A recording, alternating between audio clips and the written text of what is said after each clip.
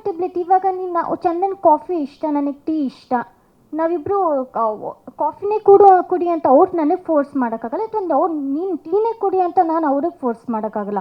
ಆ ಥರ ಫೋರ್ಸ್ ಮಾಡಿ ಏನಾದ್ರು ಮಾಡಿದ್ರೆ ಮನಸ್ಸಿಗೆ ಬೇಜಾರಾಗಿರುತ್ತೆ, ಮೆಂಟಲ್ ಹೆಲ್ತ್ ಬೇಜಾರಾಗುತ್ತೆ. ಬಟ್ ಅದೇ ನಾವು ಇಂಡಿವಿಜುವಲ್ ಆಗಿ ನಮ್ಮ ಥಿಂಕಿಗಾಗಲಿ ಯೋಚನೆ ಮಾಡೋಕ್ಕೆ ಬಿಟ್ಟರೆ ನಮಗೂ ಮನಸ್ಸಿಗೆ ಖುಷಿ ಅನ್ನೋದೊಂದಿರುತ್ತೆ. ನಾನು ಏನಕ್ಕೆ ಕಾಫಿ ಟೀ ಎಕ್ಸಾಂಪಲ್ ಅಂದರೆ ಸುಮ್ಮನೆ ಎಕ್ಸಾಂಪಲ್ ಕೊಡ್ತಿರೋದು ನಮ್ಮ ಲೈಫಲ್ಲಿ. ಅದೇ ಕಾಫಿ ಟೀ ಅವರು ಹೇಳಿದ್ರು. ಇನ್ನೊಂದು ಹೇಳ್ತೀನಿ ಅಂದರೆ ಇನ್ಕಂಪ್ಯಾಟಬಿಲಿಟಿ ಅಂದರೆ ಹೊಂದಾಣಿಕೆ ಆಗದೆ ಇರೋದು ಅಂತ ಹೇಳಿದ್ರೆ, ಇವಾಗ ನನಗೆ ಬೆಳಗ್ಗೆ ನಾನು ಬೇಗ ಎಚ್ಚರ ಆಗೋದು ನನ್ನ ಒಂದು ಜೀವನ ಶೈಲಿ. ನಾನು ಬೆಳಗ್ಗೆ ಬೇಗ ಎದ್ದೇಳ್ತೀನಿ, ಅರ್ಲಿ ಮಲ್ಕೊಳ್ತೀನಿ. ಸೊ ಇವರು ಲೇಟಾಗಿ ಮಲ್ಕೊಳ್ತಾರೆ ಮತ್ತು ಲೇಟಾಗಿ ಹೇಳ್ತಾರೆ. ಸೊ ಈ ರೀತಿಯಾದಂಥ ಫಸ್ಟ್ ಇಲ್ಲಿಂದನೇ ಶುರುವಾಯಿತು. ಸೊ ಇವಾಗ ಈ ಥರ ಏನಾದಾಗ ನಮ್ಮಿಬ್ಬರಿಗೆ ಒಬ್ರಿಗೊಬ್ರು ಟೈಮೇ ಕೊಡೋಕೆ ಆಗ್ತಾ ಇರಲಿಲ್ಲ. She is a night person, ನಾನು ಮಾರ್ನಿಂಗ್ ಪರ್ಸನ್. ಸೊ ಇಲ್ಲಿಂದ ಸ್ಟಾರ್ಟ್ ಆಗಿ ಹಲವಾರು ವಿಚಾರಕ್ಕೆ ನಾನು ಅವಾಗಲೇ ಫಸ್ಟಿಗೆ ನಾನು ಮೊದಲಿಗೆ ಹೇಳ್ದಂಗೆ ಇಬ್ಬರ ಒಂದು ಜೀವನ ಮತ್ತು ಜೀವನ ಶೈಲಿ, ನಾವು ಜೀವನನ ಅರ್ಥ ಮಾಡ್ಕೊಂಡಿರುವಂಥ ವ್ಯಾಖ್ಯಾನ ಬೇರೆ ಬೇರೆ ಇತ್ತು. ಸೊ ಹಾಗಾಗಿ ಅದಕ್ಕೆ ರೆಸ್ಪೆಕ್ಟ್ ಮಾಡಿ ಇವತ್ತು ಈ ಒಂದು ಡಿಸಿಷನಿಗೆ ಬಂದಿರೋದು. ಮತ್ತೆ ಅದನ್ನೇ ಮತ್ತೆ ಇನ್ನೊಂದು ಸಲ ಮತ್ತೆ ರಿಪೀಟ್ ಮಾಡಬೇಕಾಗತ್ತೆ ಇನ್ನೇನೇ ಕ್ವಶನ್ಸ್ ಬಂದ್ರೂ. ಸೊ ದಯವಿಟ್ಟು ಇವಾಗ ನಾವು ಆಲ್ರೆಡಿ ಅದು ಮುಗಿದು ಹೋಗಿದೆ. ಇವಾಗ ಡಿವೋರ್ಸ್ ಆಲ್ರೆಡಿ ಸಿಕ್ಕಿದೆ. ನಿಮ್ಮ ಮುಂದೆ ನಾವು ಕ್ಲಾರಿಟಿ ಕೊಡಬೇಕಾಗಿತ್ತು. ಇದನ್ನು ನಾವು ನಮ್ಮ ನಮ್ಮ ಒಂದು ಈ ಪ್ರೆಸ್ ಮೀಟ್ ಮುಖಾಂತರನೇ ತಿಳಿಸ್ಬೇಕಾಗಿತ್ತು. ಅದಕ್ಕೋಸ್ಕರ ಇವತ್ತು ಈ ಪ್ರೆಸ್ ಮೀಟಿಗೆ ಬಂದಿದ್ದೀವಿ. ಇನ್ನಷ್ಟು ಹೇಳ್ಕೊಳ್ಬಾರ್ದೇ ಇರುವಂಥ ಅಂಥ ವಿಚಾರ ಏನಿಲ್ಲ, ಅಂಥ ಕೆಟ್ಟ ವಿಚಾರಗಳು ಆ ಅಂಥದ್ದೇನೂ ಇಲ್ಲ.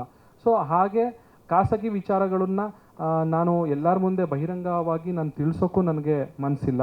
ಸೊ ಹಾಗಾಗಿ ದಯವಿಟ್ಟು ಎಲ್ಲರಿಗೂ ನಾನು ರಿಕ್ವೆಸ್ಟ್ ಮಾಡಿ ಕೇಳ್ಕೊಳ್ಳೋದು, ನಮ್ಮ ಒಂದು ಖಾಸಗಿ ವಿಚಾರನ ನಮ್ಮಲ್ಲಿಯೇ ಅದು ಇರಲಿಕ್ಕೆ ಬಿಡಿ ಅಂತ ಕೇಳ್ಕೊಳ್ತೀನಿ. ಎಲ್ಲರ ಹತ್ರ ಮಾತಾಡಾಗಿತ್ತು. ಎಲ್ಲ ಅವ್ರ ಫ್ಯಾಮಿಲಿ, ಅವ್ರ ಪೇರೆಂಟ್ಸು, ನಮ್ಮ ಫ್ಯಾಮಿಲಿ, ನಮ್ಮ ಪೇರೆಂಟ್ಸು ಎಲ್ಲರೂ ಸುಮಾರು 1 ವರ್ಷಕ್ಕೂ ಹೆಚ್ಚು ಹಿಂದೆಯಿಂದನೇ ನಾವು ಈ ಮಾತುಗಳನ್ನ ಆಡಿ ಕೊನೆಯದಾಗಿ ಯಾವುದೇ ರೀತಿಯ ಕಾನ್ಫ್ಲಿಕ್ಟ್ ಇಲ್ದಲೆ ಪರಸ್ಪರ ಜಗಳ ಆಡಿಕೊಂಡು ಸಾಕಷ್ಟು ನೋಡ್ತೀವಿ. ಸಾಕಷ್ಟು ಕೇಸ್ಗಳಲ್ಲಿ ಅವ್ರ ಮೇಲೆ ಇವ್ರು ಅಲಿಗೇಷನ್ ಮಾಡಿ, ಇವ್ರ ಮೇಲೆ ಅವರು ಅಲಿಗೇಷನ್ ಮಾಡಿ, ಬೀದಿ ರಂಪಾಟ ಮಾಡಿ ಅದಕ್ಕೊಂದು ಲಾಸ್ಟಿಗೆ ಫೈನಲ್ ಆಗಿ ಡಿವೋರ್ಸ್ ತೊಗೊಳ್ತಾರೆ. ಸೊ ಅದು ಯಾವ ರೀತಿ ಆಗೋದು ಬೇಡ. ನಾವು ಯಾವ ರೀತಿ ಮದುವೆ ಆಗಬೇಕಾದ್ರೆ ಒಂದು ಖುಷಿಯಾಗಿ ಮದುವೆ ಆದ್ವಿ, ಸೊ ಬಿಟ್ಟೋಗ್ಬೇಕಾದ್ರೂ ಆ ಒಂದು ಮನಸ್ಥಿತಿಯಲ್ಲೇ ನಾವು ಎಂಡ್ ಮಾಡೋಣ ಅಂತ ಅಂದ್ಕೊಂಡು ಈ ಥರ ಮಾಡಿ. ಇಲ್ಲ, ಸೆಲೆಬ್ರಿಟಿ ಸಾಮಾನ್ಯ ಜನ ಅಂತ ನಾನು ಒಪ್ಪೋದೇ ಇಲ್ಲ ಸರ್. ನಾವು ಸಾಮಾನ್ಯ ಜನನೇ. ನಾವು ಎಲ್ಲರಂತೆ ನಾವು ಮನುಷ್ಯರು. ಎಲ್ಲರಿಗೆ ಯಾವ ರೀತಿ ಫೀಲಿಂಗ್ಸ್ ಇರುತ್ತೆ ನಮಗೂ ಅದೇ ರೀತಿ ಫೀಲಿಂಗ್ಸ್ ಇರುತ್ತೆ.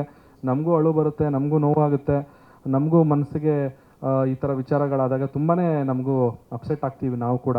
ಸೊ ಹಾಗಾಗಿ ನಮ್ಮನ್ನು ಕೂಡ ಎಲ್ಲರಂತೆ ಮನುಷ್ಯರಾಗೇ ನಮ್ಮನ್ನು ನೋಡಿ ಸೆಲೆಬ್ರಿಟಿ ಅಂದಾಗ ಹೌದು, ಒಂದು ಸೆಲೆಬ್ರಿಟಿ ಸ್ಟೇಟಸ್ ಅಂದಾಗ ಒಂದಷ್ಟು ಜವಾಬ್ದಾರಿಗಳಿರುತ್ತೆ. ಬಟ್ ಸ್ಟಿಲ್ ಪರಿಸ್ಥಿತಿ ಕೈಮೀರಿ ಹೋದಾಗ ಅದನ್ನು ಮತ್ತೆ ಒಂದು ಕಷ್ಟದಲ್ಲಿ ಅದನ್ನು ಹಿಡಿದಿಟ್ಕೊಳ್ಳೋದಿದೆ ಅಲ್ವಾ, ಅದು ಯಾರಿಗೂ ಬೇಡ ಸರ್. ಅದಕ್ಕೋಸ್ಕರ ನ್ಯಾಯಾಲಯ ನಮಗೆ ಕಾನೂನುಬದ್ಧವಾಗಿ ಏನು ಪ್ರೊಸೀಜರ್ನ ಫಾಲೋ ಮಾಡೋಕ್ಕೆ ಹೇಳ್ತು ಆ ಪ್ರೊಸೀಜರ್ನೆಲ್ಲ ಫಾಲೋ ಮಾಡಿದ್ವಿ. ಆ ಪ್ರೊಸೀಜರ್ ಫಾಲೋ ಮಾಡಾದ್ಮೇಲೆ ನಮಗೆ ಫೈನಲ್ ಆಗಿ ಡಿವೋರ್ಸ್ ಸಿಕ್ಕಿದೆ. ಫಸ್ಟ್ ಅದನ್ನು ಹೇಳ್ಬಿಡ್ತೀನಿ.